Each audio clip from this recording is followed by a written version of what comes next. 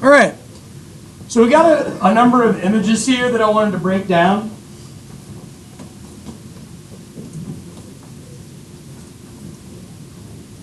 We had a really important leader for African American rights. Her name is Ida B. Wells here. She is a crusader for an anti-lynching campaign and one of the first female leaders of the NAACP. Over here we have another women's rights leader and social rights leader and labor rights leader. Her name is Jane Addams. She established the Hull House in Chicago, Illinois. Down here we've got an important labor leader, one of the founders of the labor union, the Knights of Labor, skilled and unskilled labor union, that we're going to learn about as well. In the background, does anybody know what that horrific fire was in New York City? It was from a union, and they didn't have enough room or doors to escape. Yep. And everyone died, including the women. They did. It's called the Triangle Shirtwaist Company fire. Here we have another labor rights riot. That's Haymarket Square in Chicago, which we're going to be talking about later. Obviously, railroad technology improves. We're moving toward coal power, steam power, and this is an era that we got to really get through the politics to understand the bigger, broader picture of the Gilded Age era. So, the election of Ulysses S. Grant, remember, they're not going to nominate Andrew Johnson again. He goes through the impeachment trial. Grant runs on what is called the Bloody Shirt Campaign. The Bloody Shirt Campaign, or the GAR, the Grand Army of the Republic, started this campaign of saying, huzzah, the victor of Vicksburg, the victor of Appomattox, is running for president, and he is the man to get the country back on track, and he is the man to get Reconstruction back on track as well. It's a bit of a compromise between the radical Republicans and the moderates, but interestingly enough, the people that actually carried Grant to victory in both elections, his first, he defeats Horatio Seymour, and the second, Forrest Greeley, are going to be the African American vote and the veteran vote. They are going to carry the day for Grant. Grant's campaign slogan, "Let there be peace." I also want to make a really significant point here, and that is one of the common themes throughout this entire lesson is the battle over monometallism and bimetallism. Monometallism meaning a gold standard, bimetallism meaning gold and silver. Why might the common American, the average worker, be supportive of a bimetal gold-silver standard? Yes, Jake. And? Very good. The value of silver is lower. This gives you an opportunity to do what? Spend more, potentially make more, and inflationary tactics. Okay? This is all it, right? This is more advantageous for the common man. But not everybody is in that boat, especially those that are really well connected politically. They want to see more of a gold standard. And this is going to be a constant battle in nearly every campaign from 1868 to 1900. All right? It's going to be a constant battle on the theory of bimetallism or monometallism. So here we have Grant on the left, your 18th president of the United States. This is the satirical magazine, Puck magazine, and that is a cartoon. It says, "The Bloody Shirt Campaign, the Graveyard Orator." So what that's all about is they're using the victory of the Civil War as part of their campaign rhetoric. So the era of Grant gets a lot accomplished, but the things that Grant gets accomplished, like bringing down the Ku Klux Klan, patching things up with England through the Washington Treaty, more reconciliation toward former Confederates, these things domestically and foreign that Grant's trying to accomplish are overshadowed by all of the corruption that occurs while he's in office, also known as the era of good stealing. So, keep in mind, this is the era in which the titan, the tycoon, the powerful businessman rises to power, thanks to limited liability and laissez-faire. Laissez-faire means government leaves you alone. Limited liability means I'm a tycoon, I run a large business, Noah's working for me, he loses his arm, hey man, sorry about your arm, have a good life. No workers' comp, no severance, no nothing. Just, kick rocks. Who's next to work? This leads to a labor union movement. Now don't get me wrong. Like I said before, I got no socialist agenda here. I got no pro-union agenda. But what you must understand is that people literally bled for the basic labor rights that we have today, like it or not. And that's something that we need to address. So this is an era in the post-Civil War era. It's an era of big business. This is where J.P. Morgan, Andrew Carnegie, Cornelius Vanderbilt, John D. Rockefeller, this is where they gain all their wealth, their power, their prestige, their influence. This is also an era where large land grants are easy for the federal government to dish out. Why are land grants easy? Tell me why. Railroads, good. Building up the railroad, why else?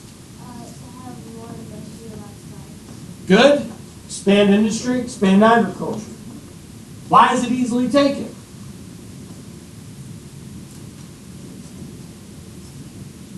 Who's it taken from? It will be taken from some farmers and workers. I'm thinking about an older group. Native Americans. Very good. Native Americans are going to lose that land. Okay? So we're going to look at a whole new set of Western Indian wars fought for Native American rights or lack thereof. Okay? One of the most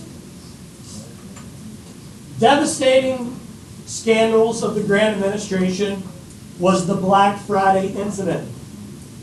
A couple of railroad tycoons, Jim Fisk and Jay Gould, competitors of Cornelius Vanderbilt, thought it would be a good idea to conspire with insiders on Wall Street and insiders in the U.S. Department of the Treasury, who themselves had been appointed by Grant, or at least Grant's men. Remember, we call that the spoils system. Grant sort of uses the same tactic Jackson did, puts a lot of supporters, friends, family members, and former Union officers into office. And what they try to do is corner the gold market and nearly bankrupt not just the federal government, but the entire nation. This led to a crash on September 24th, 1869, known as Black Friday. It is the catalyst that leads to one of the worst economic depressions in American history, the Panic of 1873. Luckily, Grant stepped in to help prevent this from happening, but he was blown away to find out that members of the Treasury Department, Abel Corbin and Daniel Butterfield, both connected to Grant, one was Grant's brother-in-law, and the other was a Union general that had served with Grant, connected to the Department of the Treasury, they were the ones that were on the inside. Yeah?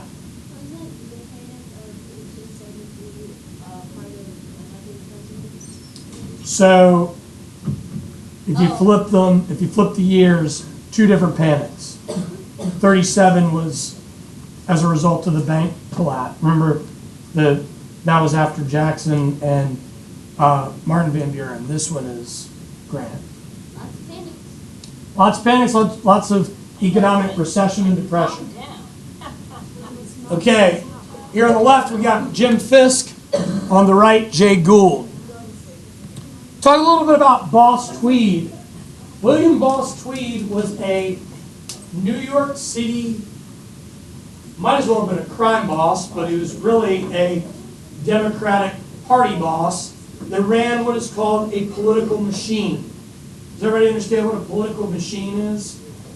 This is when you control all aspects of politics from the ground up. So we're talking from the city block all the way to the leadership. So suppose everybody in the room arrives in New York City and you're destitute. You don't have any jobs. So I'm a guy that represents Boss Tweed, and I say, hey, Will, heard you need a job, man. We got you covered. Take care of your family. Just keep in mind, when you go and vote, here are the people you're voting for.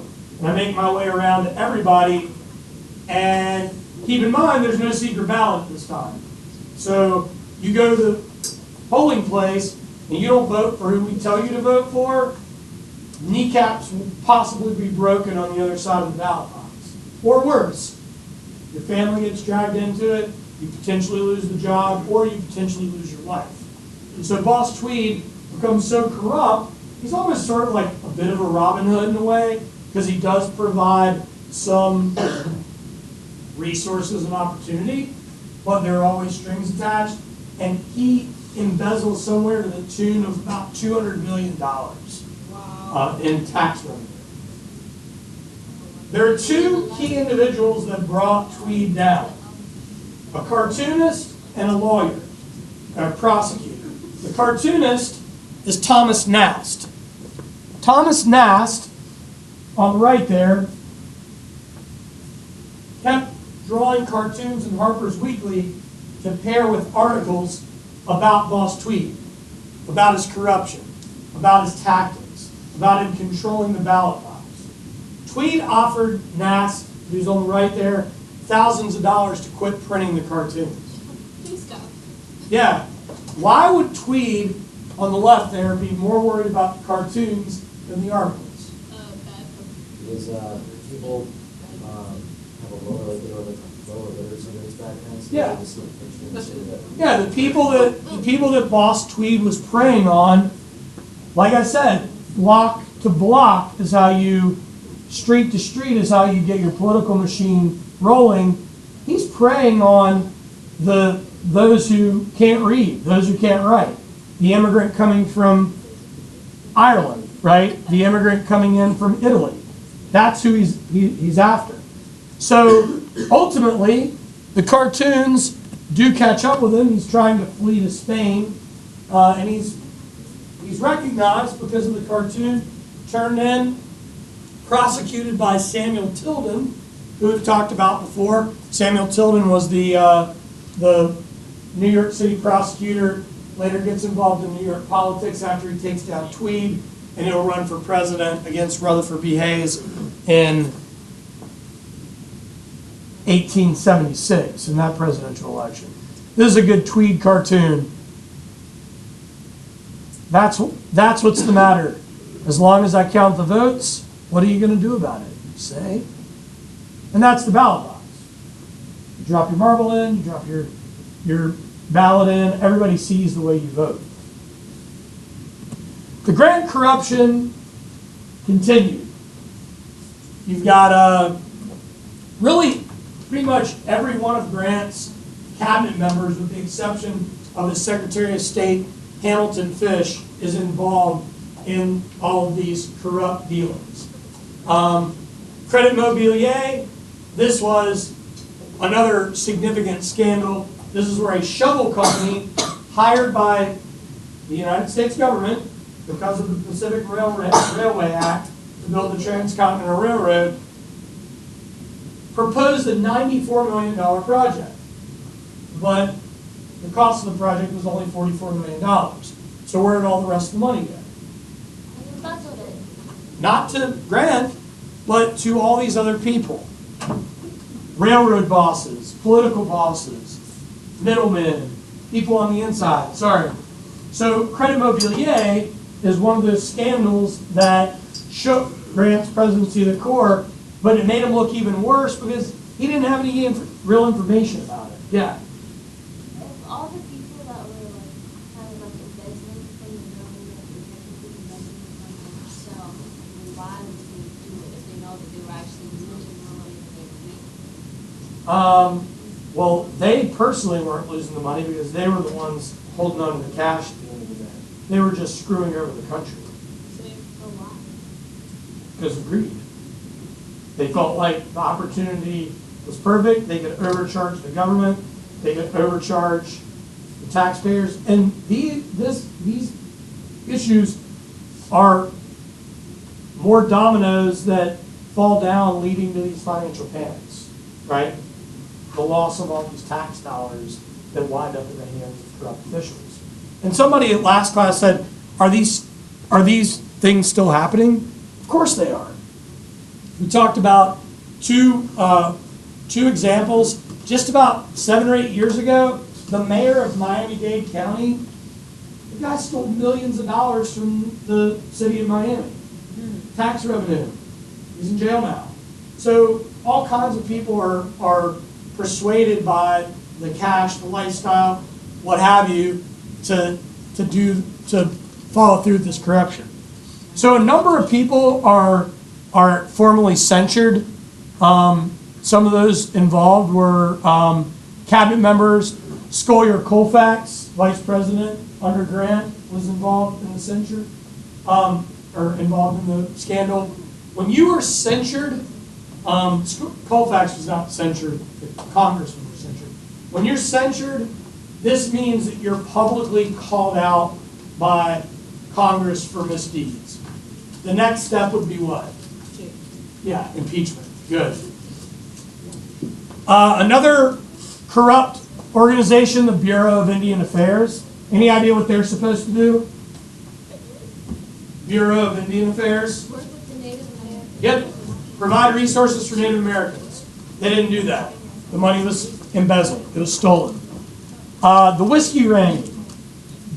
An excise tax was placed on alcohol, and millions of dollars of the tax money was skimmed off the top and just handed out to those that were connected. This is another shell shock for Grant. You know, he'd already dealt with his brother-in-law involved in Black Friday. He dealt with his own vice president involved in Credit Mobilier. Well, now his own private secretary, Orville Babcock, is involved in the whiskey ring. So it's like Grant he just couldn't get beyond all these corrupt scandals that were going on throughout his 2 terms.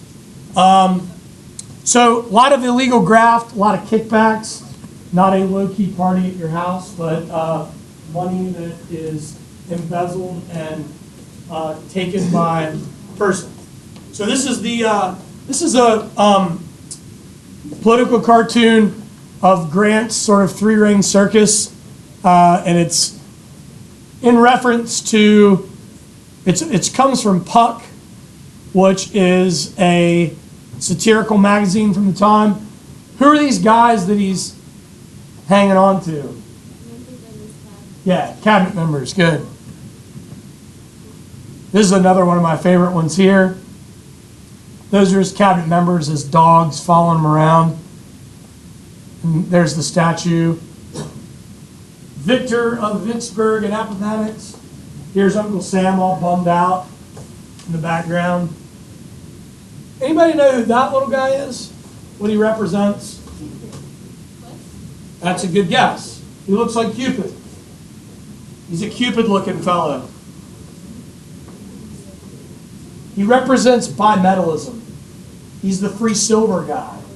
On one side of his scepter, gold. On the other side, silver. We're going to see him again.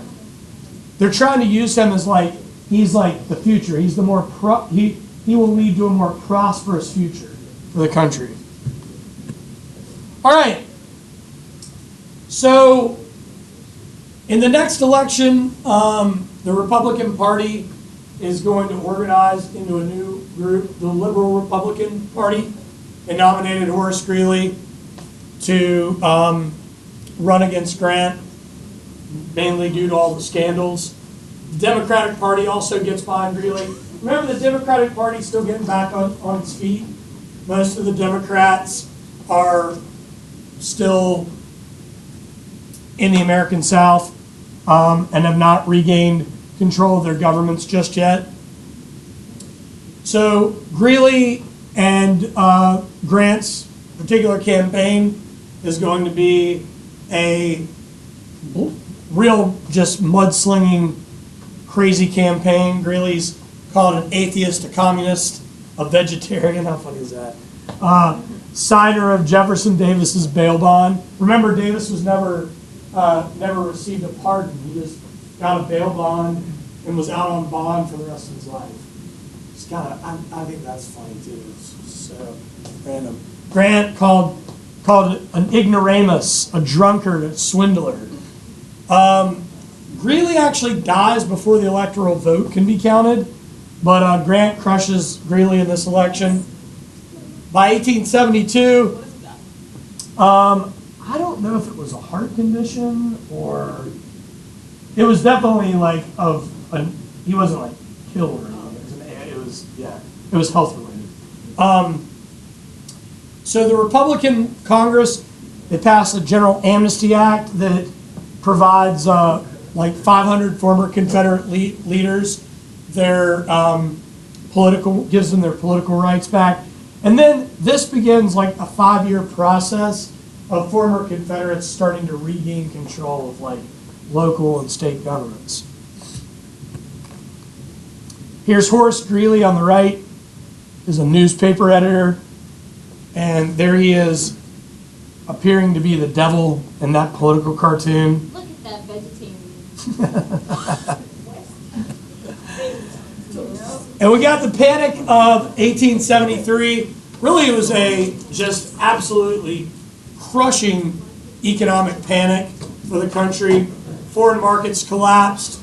American railroads that had been over-speculated in price. A lot of reckless lending. A lot of real sketchy, shady land grants and rebates and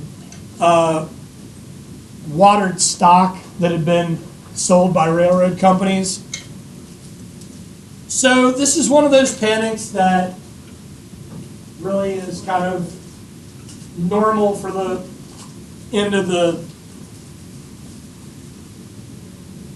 19th century, beginning of the 20th century, where the panic is as much created by European market instability as it was by American market instability. So like when you're sort of wrapping your head around a financial panic, you probably think, oh, well, it's all about Wall Street. How many people think that? If a financial panic occurs, you think this has to probably do with Wall Street. Yeah, right. Because you are born in the end of the 20th century and the beginning of the 21st century, right? Before America became a global power, the European markets created global disruption, okay? And obviously Wall Street had a lot of impact, but it wasn't, we're not there yet, is what I'm getting at. We're not to the point where America is going to create a global panic. We will be there, but not yet. So one person in particular that really led to the collapse in America was Jay Cooke and Company and the collapse of Jay Cooke's bank.